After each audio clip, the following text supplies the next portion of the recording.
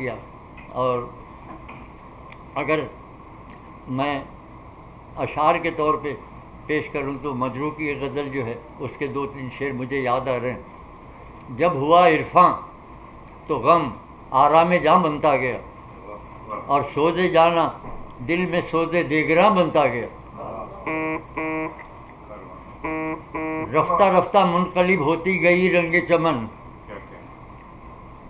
دھیرے دھیرے نغمہ دل بھی فغاں بنتا گیا. جس طرف بھی چل پڑے ہم آبلا پایان شوق، خار سے گل اور گل سے گلستاں بنتا گیا. میں تو جب مانوں کہ بھر دے ساغر ہر خاص و عام، یوں تو جو آیا وہی پیر مغاں بنتا گیا. میں اکیلا ہی چلا تھا جانب منزل، مگر لوگ ساتھ آتے گئے اور کارواں بنتا گیا. دہر میں مجروح کوئی جاویداں مضموں کہاں، میں جسے چھوتا گیا وہ جاویداں بنتا گیا. تو ہم ایوب ملک صاحب کے بہت ممنون ہیں کہ ہمارے یہ نظریات جو ہے وہ انہوں نے بدلتی دنیا میں سلسلہ وار شائع کیے. یہ بات 8-10 سال پر محیط ہے، اور پھر اس کے بعد دوسرا یہ کہ اس کو ایک کتابی شکل دی. اور اگر یہ اتنی ہمت نہیں کرتے، مجھے ان کا ایک لکھا ہوا شعر بھی اس کو میں آپ کی خدمت پیش کروں گا. انہوں نے کسی کو کتاب دیتے ہوئے لکھا تھا، تمہیں ان موسموں کی کیا خبر ہوتی اگر ہم بھی گھٹن کی خوف سے آب و ہوا تبدیل کر لیتے. تو اس گھٹن سے نہ ہم نے آب و ہوا تبدیل کی نہ انہوں نے تبدیل کی، اس لیے کہ ہم نے جب اپنا لکھتے تھے ہم بمبئی یہ کراچی کے امن پرچے میں جنگ میں بھی ہمارے مضامین چھپے ہیں. کراچی میں ہم نے اپنے گھر سے کچھ پمفلیٹ نکالتے تھے، چھپتے تھے، جس میں ایک پمفلیٹ کا ہم ذکر کریں گے کہ بنگلہ دیش تسلیم کرو کے نام سے سعید رضا سعید نے لکھا تھا. تو گھر پہ چھاپے پڑتے تھے، یہ ہوتا تھا اور ایک کتاب نازل ہوتا تھا. لیکن جس صورت سے یہ ہمارے مضامین سلسلہ وار اپنے حقیقی نظریہ کے ساتھ انہوں نے بدلتی دنیا میں شائع کیا اور کتابی صورت میں شائع کرے، تو وہی بات ہے کہ جو انہوں نے کہا کہ گھٹن کی خوف سے اگر ہم بھی یہی کرتے تو یہ ساری صورت حال نہیں. تو اختصار سے میں نے اپنے نظریات آپ کو پیش کیا، اپنی بات آپ کو پیش. بہت شکریہ. نیاز حیدر کی کچھ شاعری سے سنیے، اس کے بعد میں آخر میں جو پہلے سیاسی بات تو یہ سب باتیں انہوں نے کی، مختصراً بیان کی. کتاب اگر کسی کو چاہیے ہو تو یہاں نوجوان موجود ہیں، ان سے 50% پہ یہ آپ کو کتاب دے دیں گے. ریکویسٹ یہ ہے کہ سوال کیا جائے. سب سے پہلے میں آپ ہی کو ہوتا ہے سوال کا. بحث ہم چاہیں گے اوائڈ کی جائے، سوال کا جواب آئے گا، اور اگر کوئی تبصرہ بھی کرنا چاہے مختصر تو کر سکتا ہے، لیکن کوشش کرے، کیونکہ خاص طور پہ جب مارکسزم پہ بات ہوتی ہے تو کنٹروورسی کیونکہ زیادہ ہوتی ہے. لیکن انہوں نے جس طرح اپلائڈ فارم میں اس کو دیکھا ہے، میں سمجھتا ہوں اس سے بہتر شکل ہمارے یہاں مارکسزم کی نہیں ہے. جی بہت شکریہ. آپ ذرا ریپیٹ کر دیجیے گا سوال. جی ایک تو ظاہر ہے کہ آپ کا جو طویل اس میں جو تو جہد ہے اور آپ کی عملی وہ تو ہمارے سامنے آتی ہے، لیکن کیا وجہ ہے؟ میں میری آواز کو مزید اونچا وہ بتا دیں گے. جی ہم بتا دیں گے. میں ذرا اونچا سنتا ہوں، آپ جو کہیں گے وہ مجھے یہ یا یہ، حالانکہ آلہ لگا ہوا ہے لیکن پھر بھی مجھے سادہ سا جو ہے سوال میں پوچھوں گی، مطلب زیادہ ڈیٹیل میں نہیں. ابھی آپ نے کہا اور بھارت کی 2 آپ نے ریاستوں کا بھی ذکر کیا کہ جہاں کمیونزم اور کمیونسٹ پارٹیز کی جو حکومتیں ہیں، کیا وجہ ہے؟ آپ کیا دیکھتے ہیں عملی طور پہ کہ پاکستان یا یہی اگر ہم یہ اس کی بات کرتے ہیں سب کانٹیننٹ کی، تو ہمارے یہ نظریات جو ہیں اس طرح کیوں آگے نہیں جا سکے جس طرح یہ ہمارے ایک مذہبی سارے صورتحال بنتی ہے؟ اس کو آپ کس طرح دیکھتے ہیں؟ وہ کہہ رہے ہیں کہ آپ نے بنگال کی اور 2 صوبوں کی بتائی جہاں کے مارکسی نظریات کے تحت تبدیلیاں آئیں سیاسی طور پہ، لیکن پورے ہندوستان اور پاکستان میں جہاں کے مذہب. دیکھیے مارکسزم جو ہے وہ کوئی ایسا فارمولہ نہیں ہے کہ آپ اس کے کہیں پہ اس کو چسپاں کر کے اپنے حالات کے مطابق یہ سوچیں کہ یہ کیوں نہیں ہوا. سب سے پہلی بات ہم نے مارکسی تحریک سے وابستگی اور نظریاتی وابستگی میں جو سیکھی ہے وہ یہ ہے کہ آپ نے اپنے سماج کو کیسے دیکھا ہے, اپنے معاشرے کو کیسے دیکھا ہے, اپنے ملک کو کیسے دیکھا ہے, اور جس شہر میں یا جس قومیت کے ساتھ رہتے ہیں ان کو کیسے دیکھا ہے, ان کا طبقاتی معیار, طبقاتی ان کی سطح کیا ہے, اور نظریاتی اور دوسری سطح کیا ہے. اور وہ صوبے بر صغیر ایک صوبہ نہیں ہے, پاکستان مشرقی پاکستان سمیت ایک صوبہ نہیں تھا. ہم ایک فارمولہ بنا کے ہم یہ ساری صورتحال کو نہیں دیکھ سکتے. ہمیں حالات کے مطابق, اور یہاں کی بائیں بازو تحریک کا میں سمجھتا ہوں سب سے بڑا المیہ یہ ہے کہ انہوں نے پاکستان بننے سے لے کے اب تک, جب مشرقی پاکستان تھا جب بھی اور اب بھی, یہاں کے معروضی حالات کا صحیح ادراک کرنا, یہاں کے طبقاتی سطحوں کا صحیح ادراک کرنا, اور جد و جہد کے طریقوں کا اور جد و جہد کی سطح کا صحیح ادراک کرنا, اس میں یہ ناکام رہیں. اور یہی آپ کا جو سوال ہے کہ وہ دو صوبے میں یہ صورتحال کیوں ہوئی ہے وہ اور یہاں کیوں نہیں ہے, اس کا ان صوبوں کا ایک بہت بڑا پس منظر ہے. کیرلا جو اس سے پہلے ٹراونکور کوچین کے نام سے تھا, تو وہاں مسلم لیگ بہت مضبوط تھی. جو آپ کے سوال کے لیے اہم بات یہ ہے, مسلم لیگ موجود تھی کا مطلب یہ ہے کہ وہاں سیکولرزم ہونے کے باوجود بھی ایک ایسی آبادی تھی جو اپنے آپ کو اپنی مذہبی شناخت دینا چاہتی تھی. اور پہلے الیکشن میں اگرچہ کہ ہندوستان نے مسلم لیگ پہ پابندی نہیں لگائی, اور وہ ہندوستان کی ایک لیڈرشپ کی ایک سیاسی بصیرت تھی کہ انہوں نے اپنے ملک میں پولیٹیکل سسٹم کو مفلوج نہیں ہونے دیا, اس پہ مسلم لیگ پہ پابندی نہیں لگائی, اور انہوں نے وہاں مسلم لیگ نے الیکشن لڑے, اور پہلے ہی الیکشن میں مسلم لیگ نے کمیونسٹ پارٹی کے ساتھ مل کے حکومت بنائی, اور نمبودری پد اس کے کیرلا کے اس وقت اس کا نام ٹراونکور کوچین. میں یہ پس منظر آپ کو اس لیے بتا رہا ہوں کہ آج اگر وہاں پھر انہوں نے مودی کو شکست دی ہے تو کمیونزم یا مارکزم کا فارمولہ اگر ہم اس طریقے سے سوچیں کہ بھائی وہاں یہ ہوا تو اس وقت کیوں نہیں ہوا, یا اب یہ کیوں ایسے ہو رہا ہے, تو یہ آپ کا لاگو نہیں ہوتا. اس لیے کہ اس فارمولے کے تحت اگر آپ دیکھیں تو صنعتی ارتقاء اور ترقی کے باوجود ابھی 100 سال بھی نہیں گزرے کہ نسل پرستی کی بنیاد پہ یورپ کا سب سے بڑا ملک جرمنی تھا, اور وہاں ہٹلر پیدا ہوتا ہے اور نسلی بنیادوں پہ وہ ساری دنیا کو تباہی سے دوچار کر دیتا ہے. تو کیرلا اور وہاں کے صوبوں کو آپ الگ صورت سے دیکھنا پڑے گا, اور وہاں کے ترقی پسندوں کو اور وہاں کی سوچ رکھنے والوں کو جو اپنا صحیح ادراک رکھتے, معروضی حالات کا ادراک رکھنا جو ہماری یہاں پاکستان میں جس کا فقدان ہے وہ ان لوگوں کو تھا. اور وہاں ان لوگوں نے وہاں کے سب سے بڑی بات جو بر صغیر کے بعد پاکستان اور ہندوستان کے لیے دونوں ضروری تھی وہ یہ تھی کہ آپ یہاں کے پولیٹیکل سسٹم کو باقی رکھتے, پولیٹیکل سسٹم کو تقویت پہنچاتے, اور وہ پولیٹیکل سسٹم کا تقویت نہ ہونا جو ہے وہ یہاں آپ کی فرقہ پرستی کو زیادہ زور دیتا ہے, اور وہاں پولیٹیکل سسٹم کا مضبوط ہونا اس کو آج یہ بتلاتا ہے کہ وہاں پھر بائیں بازو کی طاقتیں برسر آئی ہیں اور وہ آئیں گی.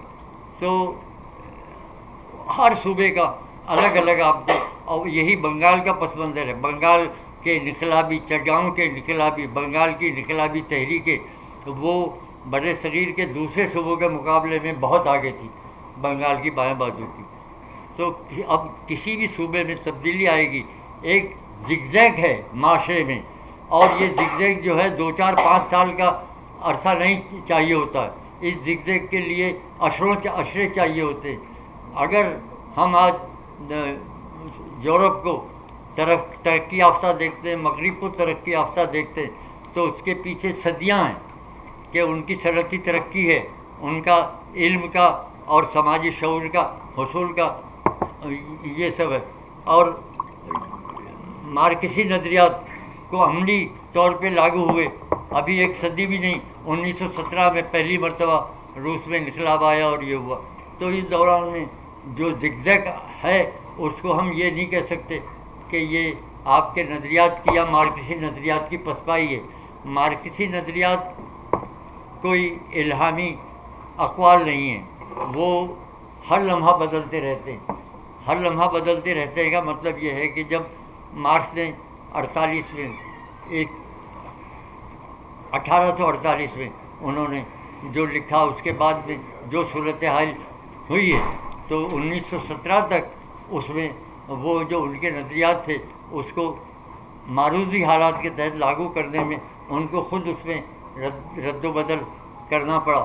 اور جب یورپ میں ان کے نظریے کے مطابق جرمنی یا برطانیہ یا فرانس یہاں ایک کمیونسٹ انقلاب آنا چاہیے تھا، لیکن جب تقریباً آدھی صدی کے بعد اینگلز نے دیکھا کہ یورپ میں تو قومی حکومتیں بن گئی ہے، تو انہوں نے مینیفیسٹو کے دیباچے میں لکھا کہ اگر آج قومی حکومتیں بنی بھی ہیں تو یہ کمیونسٹوں کا دیا ہوا ہے، ان کی تحریکوں کا، ان کی نظریوں کا تھا. پہلے دنیا میں پہلا جو ہے وہ سوویت یونین تھا جس نے اس نظریے کو لاگو کیا، لیکن اس میں بھی ان کو معروضی حالات کے مطابق تبدیلی کرنا پڑی. اور وہ تبدیلی یہ تھی کہ لیننزم کو انہوں نے وہ کیا اور وہ پرولتاری ڈکٹیٹرشپ کو سوویت میں تبدیل کیا، پنچایتی نظام میں تبدیل کیا. اور ان کے نظریے کی بنیاد لینن نے جو ہے کسانوں سے اتحاد، قومیتوں سے اتحاد جو رشیا کے تھے اس کو لازمی قرار دیا ایک کمیونسٹ انقلاب کے لیے.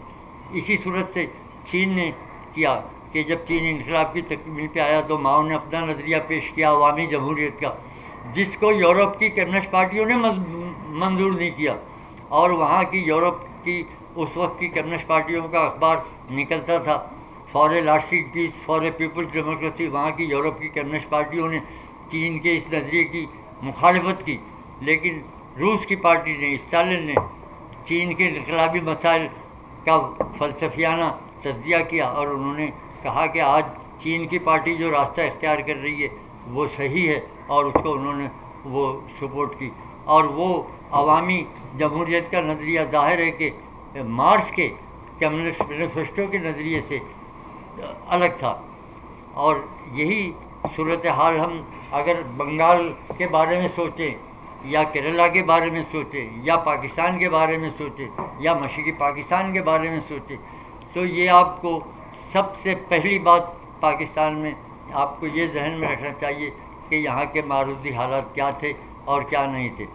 آج بنگال نے جو اتنی جلدی اپنے سر کے اوپر سے یہ بوجھ اتار دیا ہے اسٹیبلشمنٹ کا اور اس کا، تو اس کے پیچھے وہاں کے معروضی حالات تھے.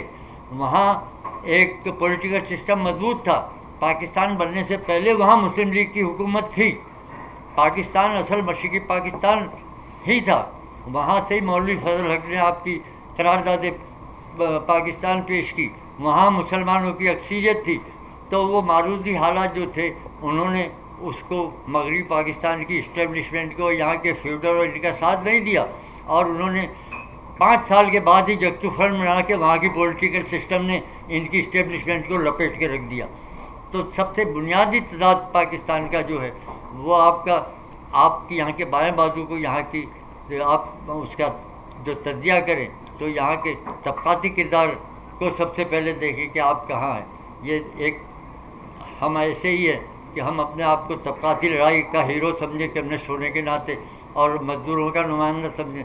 ایک وہاں بلوچستان کی قومی تحریک کے دوران میں جب وہاں قبائلی جماعت تھے اور یہ سب کچھ تھا، پٹ فدر کی وہ تحریک چل رہی تھی کہ بھائی کسان جو ہے وہ زمینوں پہ ان کا حق ہے، تو وہ وہاں پہ کسی کمیونسٹ ورکر نے تقریر کرتے ہوئے کہا کہ بھائی آپ سب قبائلی جمع ہیں اور آپ کے پاس کوئی ملکیت نہیں ہے، یہ نہیں ہے، اور ہم اصل میں پرولتاری ہیں.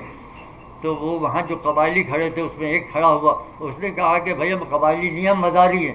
ایک دوسرا کہا، اس نے کہا کہ ہم مزاری نیم لگا رہی ہیں. تو یہ معروضی حالات کا ادراک نہ ہونا اور اپنے نظریات کو کسی پہ تھوپنا، یہ اس کی ایک واضح مثال ہے. تھوڑی سی مختصر کر لیے تاکہ زیادہ لوگوں کو موقع مل سکے، ورنہ آپ تو رات تک بولتے رہیں گے، مجھے پتا ہے اس بات میں 2 سوال کرنا چاہتا ہوں. جی سوال ایک ایک کر لیں، سیکنڈ میں نہیں میں بہت مختصر. ٹھہر جائیں آپ. پہلے ایک کر لیں، پہلے جی آپ کریں، آپ کریں.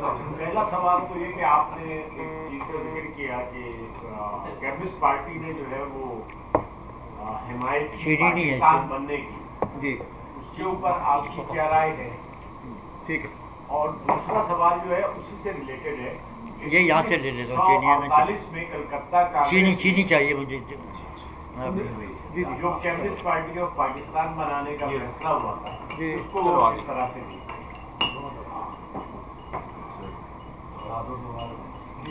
ناظر صاحب سنیں. جی ایک سیکنڈ وہ میں یہ دے دوں. کانفرنس میں تو وہ اتنے سابقہ اس سے انہوں نے بٹرے کیا. جوشی کو استعفیٰ دینا پڑا اور بٹی رہنے ہوئے بڑے بڑے سر ادھر آئے. میں پہلے سوال کا آپ کا جواب دیتا ہوں. پہلا سوال تھا پھر دوہرا دوں کہ کمیونسٹ پارٹی نے پاکستان بننے کو سپورٹ کیا، آپ اس کو کس طرح دیکھتے ہیں؟ مختصر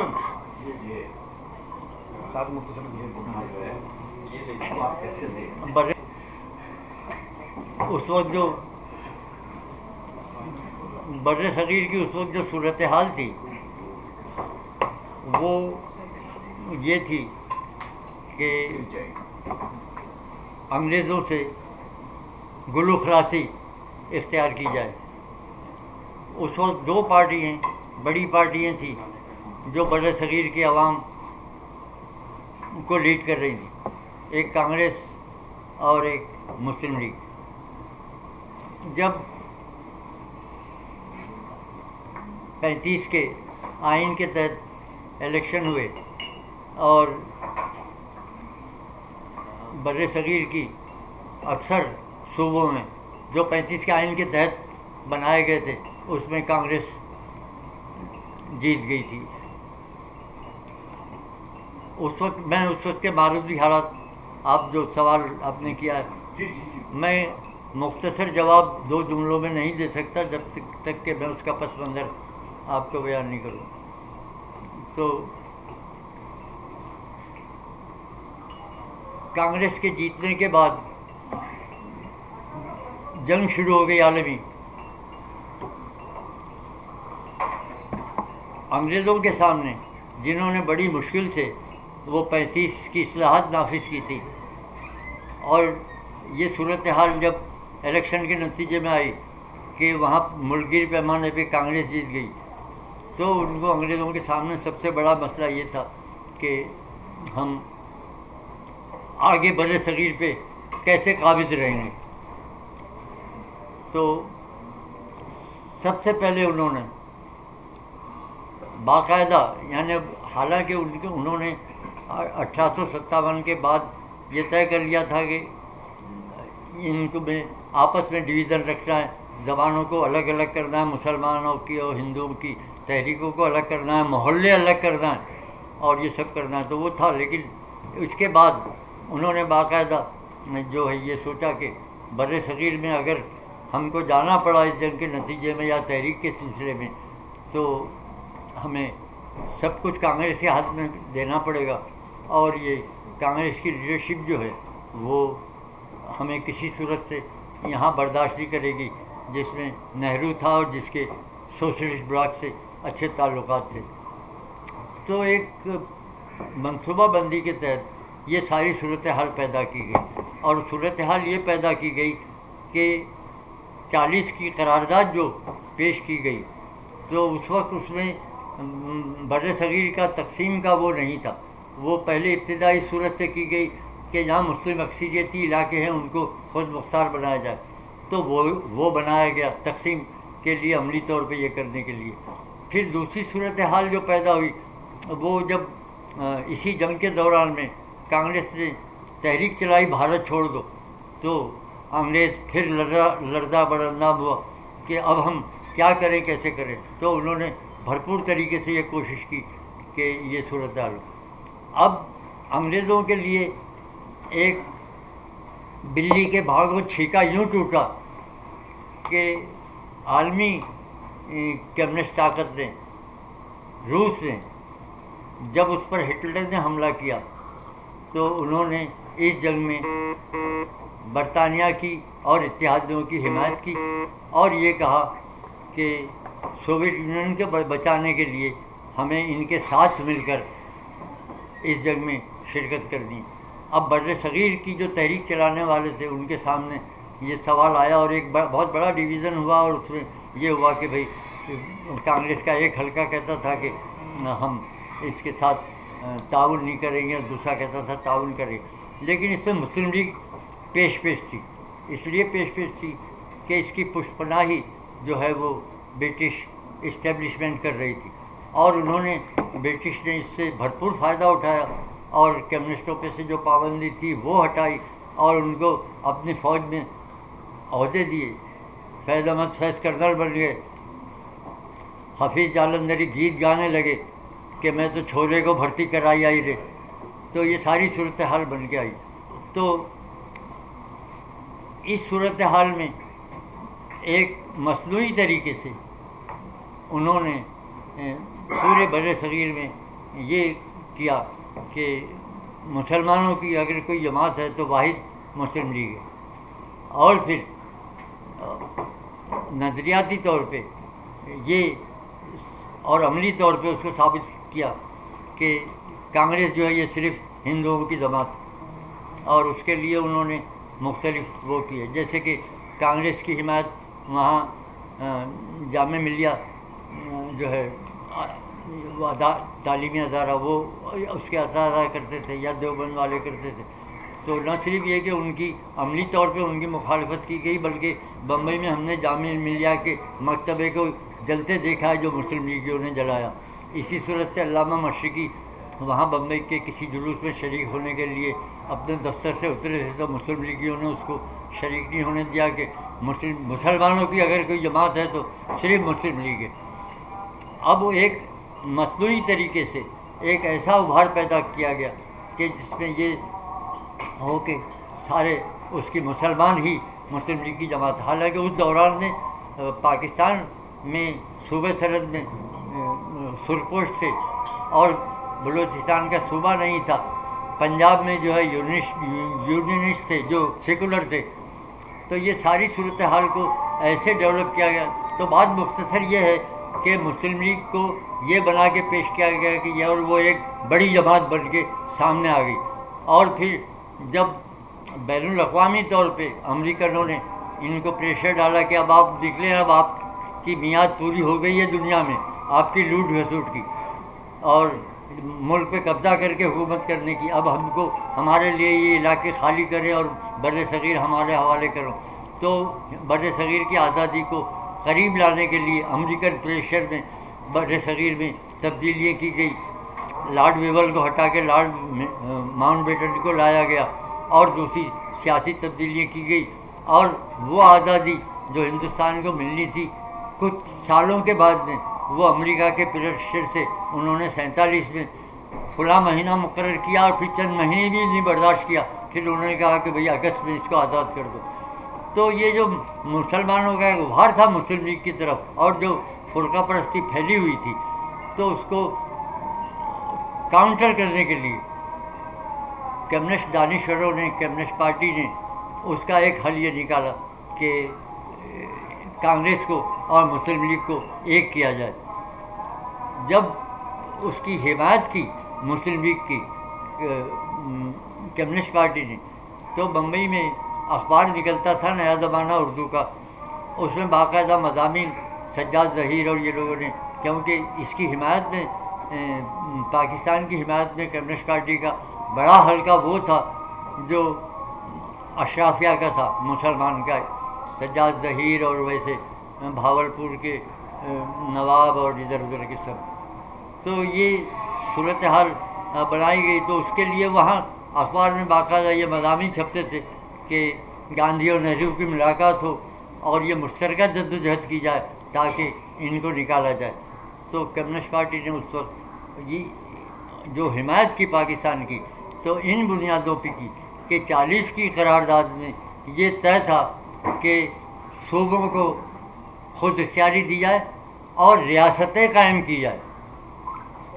ایک مسلم ریاست کا تصور نہیں تھا، اور اسی کی بنیاد پہ کمیونسٹ پارٹی نے ان کی حمایت کی تھی اور یہ کوشش کی تھی کہ فرقہ پرستی کا جو داغ بیل ڈالی ہے انگریزوں نے اور یہ ختم ہو. بر صغیر جب آزاد ہو تو یہ فرقہ پرستی کی لپیٹ میں نہیں آئے، لیکن سامراجی اپنے مقاصد میں کامیاب ہوئے. نہ صرف انہوں نے بر صغیر کو تقسیم کیا بلکہ دنیا بر صغیر کی دو بڑی قومیں پنجاب اور بنگال کو، جہاں مسلمانوں کی اکثریت تھی، جہاں جب بھی الیکشن ہوتے مسلمان ہی برسر اقتدار آتا، اس کو تقسیم کر کے آدھا پنجاب ان کے حوالے کیا، آدھا پنجاب بنگال ان کے حوالے کیا. یہ دو صوبے ایسے تھے جو انگریزوں کے خلاف جدوجہد میں بنگال بھی بہت آگے تھا اور پنجاب میں سکھوں کے سمیت یہ آگے تھے. تو اس کو کاؤنٹر کرنے کے لیے انہوں نے یہ کوشش کی تھی، لیکن 47 اور بر صغیر کی آزادی نے ان کو بہت پہلے پیچھے ہٹا دیا. آج